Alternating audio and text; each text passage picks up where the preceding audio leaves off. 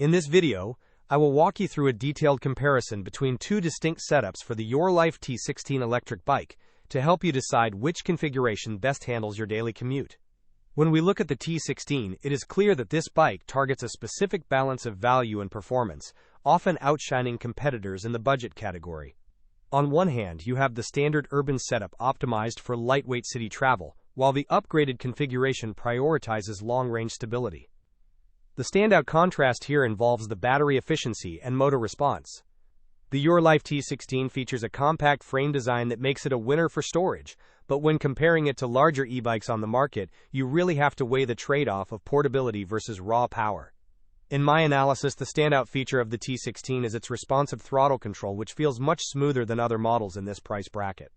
While browsing options on platforms like AliExpress, you will notice various package deals that include different accessories.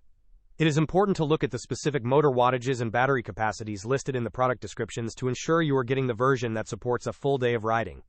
I find that for most riders, the mid-tier T16 package wins because it offers the best cost-to-performance ratio without the excessive weight of high-end builds. Whether you are navigating tight streets or taking a leisurely ride through the park, the T16 holds its own. Thanks for watching this comparison review of the URLIFE T16 electric bike. If this helped you decide on your next ride, please like the video and subscribe for more e-bike insights. Which feature matters most to you in a budget e-bike? Drop a comment below and let me know.